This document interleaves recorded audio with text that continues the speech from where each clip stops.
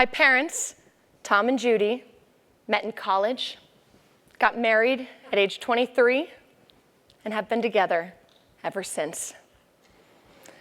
So I guess I thought that's how the formula worked.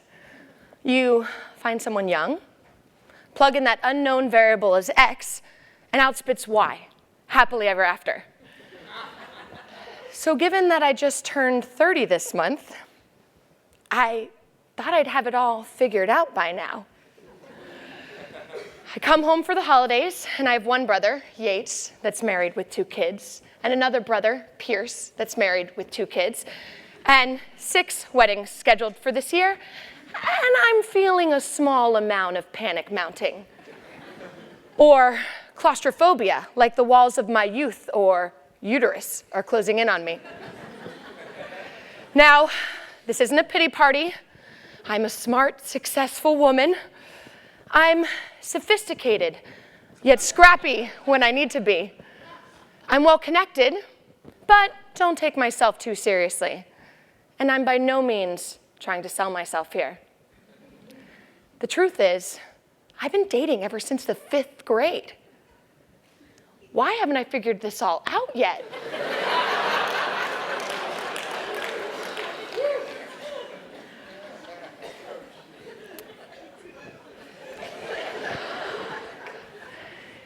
I asked the person who knows me best what my greatest weakness is. And my mom replied, "You live in denial that choices must be made." And she's right. But choosing a life partner, it's a pretty daunting choice. I mean, maybe Cinderella only married Prince Charming because she didn't meet Prince Eric first. Look at that stud muffin.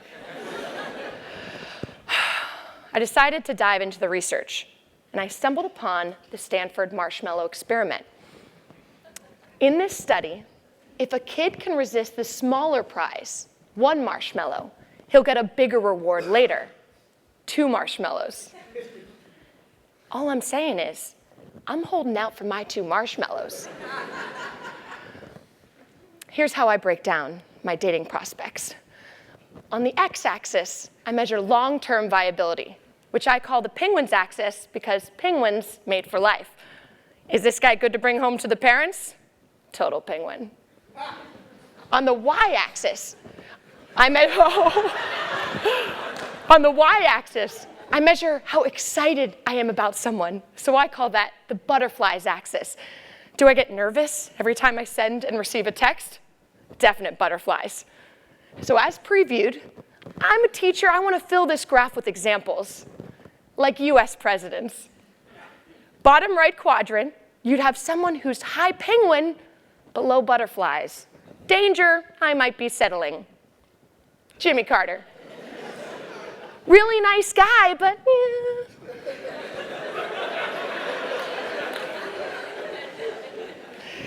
In the top left quadrant, you'd have someone who's high butterflies, but low penguin. Fun, but maybe not marriage material. Bottom left quadrant, not a penguin and no butterflies? Well, that's just wasting my time.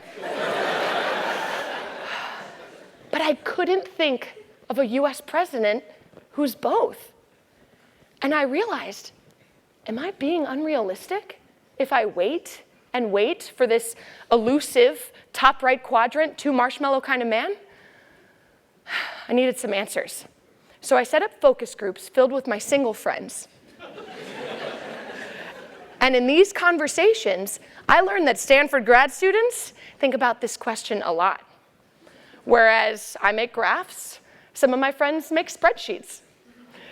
One of my female friends, Becca, made what she called a life partner matrix, where she breaks down what she's looking for into 3 categories: emotional, intellectual, and physical.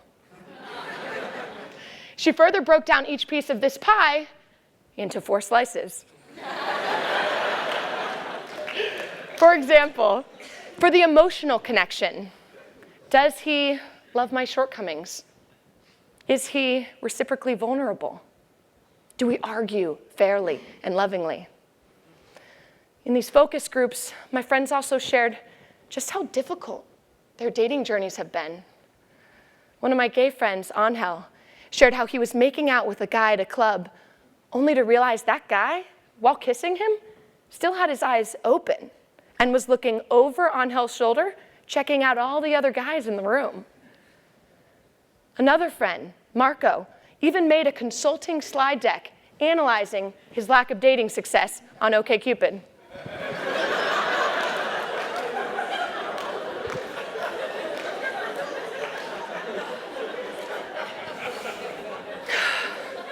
So,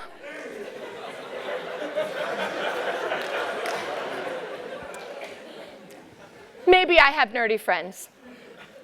Maybe talking to Stanford grad students doesn't accurately represent the population. But I realized my research was flawed.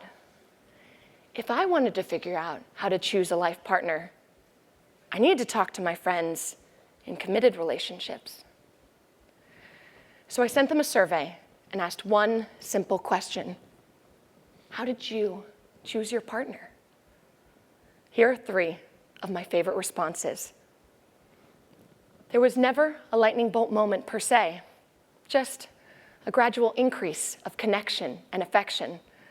A couple of months in, I realized I had something to lose if we broke up.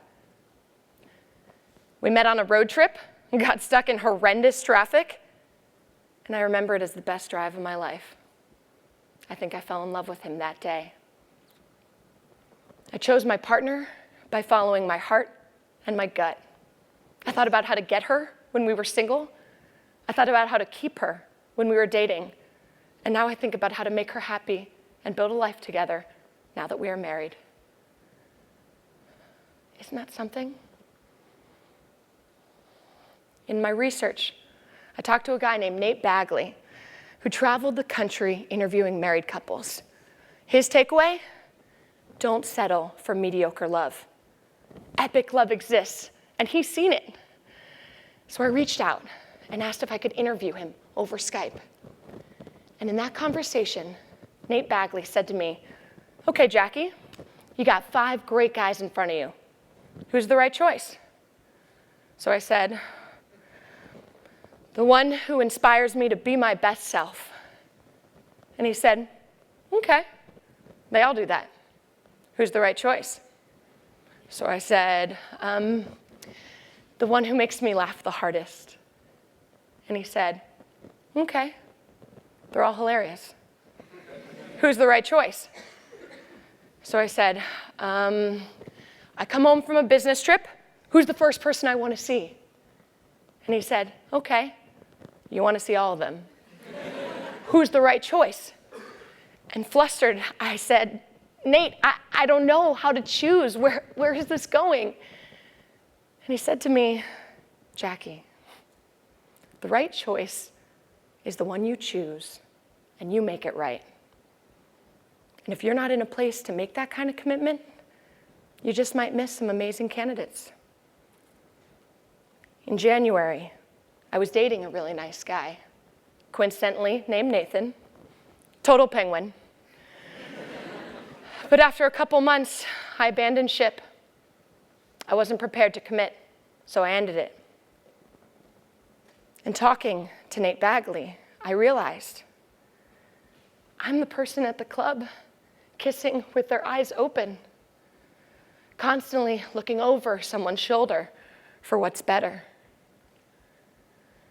So I said to Nate Bagley, "Wait, you said don't settle for mediocre love. Epic love exists. That's what I'm waiting for." And he said, "Jackie, epic love isn't this innate thing. Epic love is the work you both put in to make it better than yesterday. That's epic." Here I was, so afraid of settling for one marshmallow, and I realized there's a difference between settling and settling in.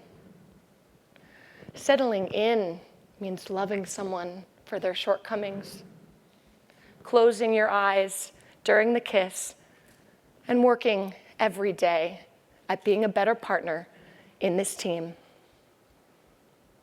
The takeaway here is choose who you love and love who you choose. Writing this talk has changed everything for me, because after all the research, the focus groups, the interviews, turns out all the work had to be done here, internally, not externally. The day after I broke up with Nathan, the penguin, he came over and he said to me, "I don't accept your resignation." And I thought, whoa, that's pretty epic. Is this penguin giving me butterflies? So I withdrew my resignation. Now, I don't know if Nathan is my 2-marshmallow man, but I'm gonna find out. Because this time, I'm going all in. Thank you.